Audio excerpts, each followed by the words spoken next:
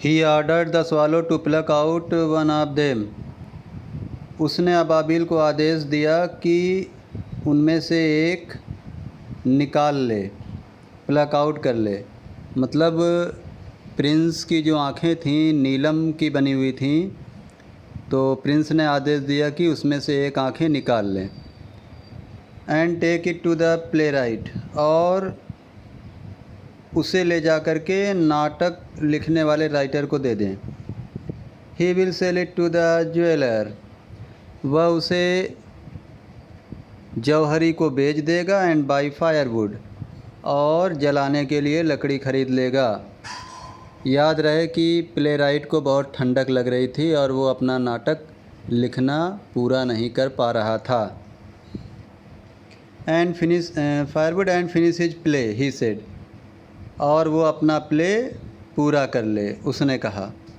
Dear prince said the swallow, प्रिय राजकुमार, अबाबिल ने कहा, I can not do that, मैं ये नहीं कर सकता हूँ। And he began to weep, और वह रोना शुरू कर दिया। Swallow swallow little swallow said the Prince,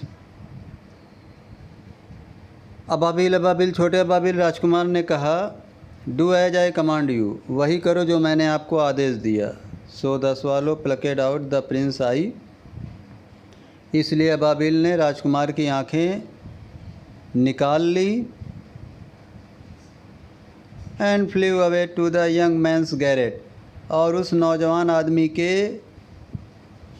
Garrett में चला गया, यानी छत वाले कमरे में चला गया अबाबिल पक्षी।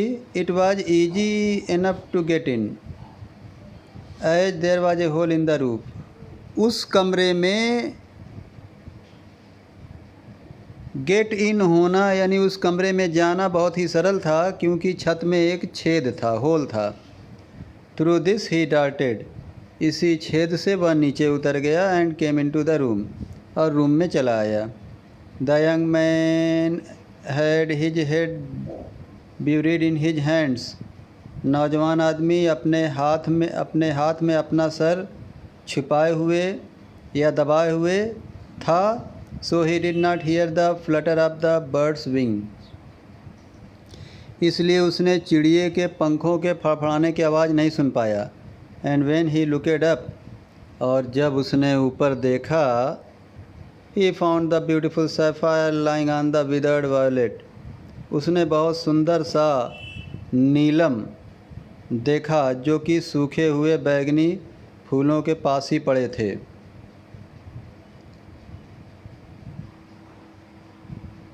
आई am beginning to be appreciated, he cried, वह चिल्ला कर कहा कि मेरी सराहना होनी शुरू हो चुकी है। This is from some great admirer, ये किसी बड़े प्रशंसक की तरफ से दिया गया है। Now I can finish my play, अब मैं अपना नाटक पूरा कर सकता हूँ।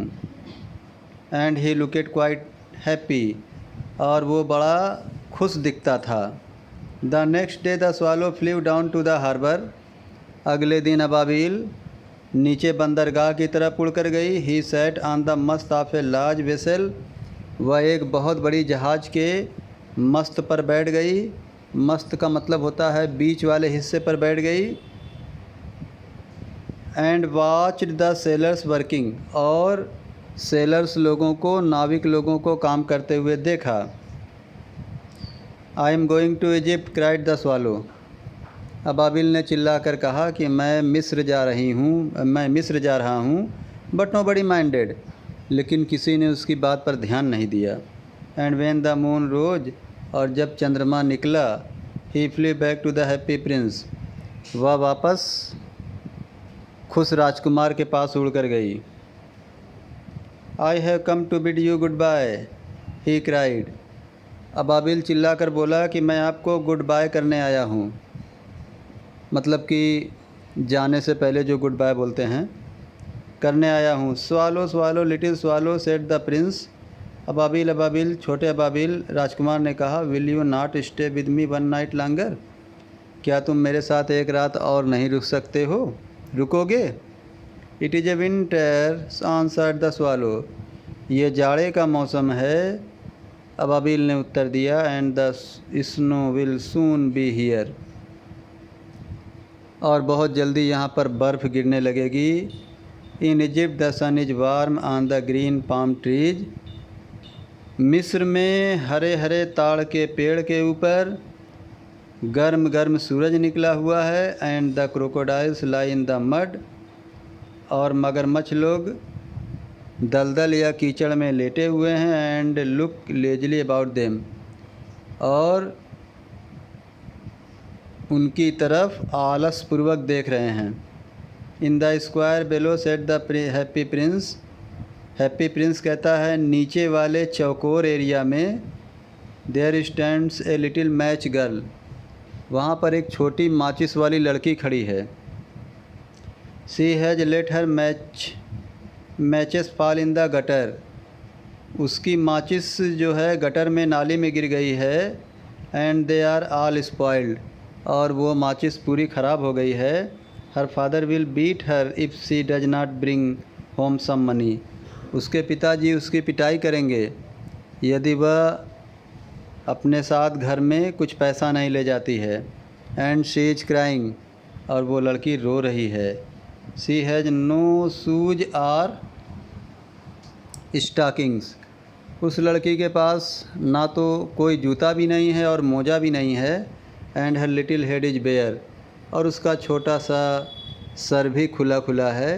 Plug out my other eye. मेरी दूसरी आँखें भी प्लक आउट कर लो, निकाल लो। And give it to her, और ये उसे दे दो। And her father will not beat her, और उसका पिता उसे पीटेगा नहीं। I will stay with you one night longer said the swallow. अबाबिल ने कहा कि मैं आपके साथ एक रात और रुक सकती हूँ, रुकूंगी। But I can not pluck out your eye. लेकिन मैं तुम्हारी आँखें नहीं निकालूंगी। You would be quite blind then. ऐसे तो तुम पूरे अंधे हो जाओगे। Swallow swallow little swallow said the prince. अबाबिल अबाबिल, छोटे अबाबिल, राजकुमार ने कहा, do as I command you. वही करिए जो मैंने आपको आदेश दिया। So he plucked out the prince other eye. इसलिए उसने राजकुमार की दूसरी आँख भी निकाल लिया। And darted down with it, और उसे लेकर के नीचे की ओर उतर गई। He should pass the match girl. वह माचिस वाली लड़की के बिल्कुल पास से उड़कर गया। अबाबिल and slip the jewel into the palm of her hand. और वो गहना, वो जेवेल उस लड़की की हथेली में गिरा दिया। What A lovely bit of glass. कितना प्यारा शीशा है। अब वो लड़की उसको शीशा समझ रही, जबकि वो नीलम है। Cried the little girl. लड़की ने चिल्ला कर कहा। And she ran home laughing, और वो हंसते हुए घर गई। Then the swallow came back to the prince. तब स्वालो अबाबिल राजकुमार के पास वापस आया। You are blind now, he said. अब आप अंधे हो गए हैं, उसने कहा। So I will stay with you always.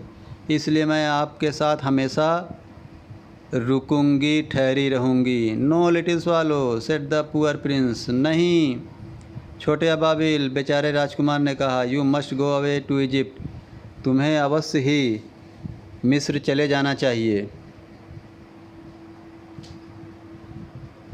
No I will stay with you always. नहीं नहीं, मैं आपके साथ हमेशा रुकूंगी। सेड द स्वालो, अबाबिल ने कहा। And he slept at the prince feet, और वो राजकुमार के कदमों में सो गया। All the next day he sat on the Prince shoulder.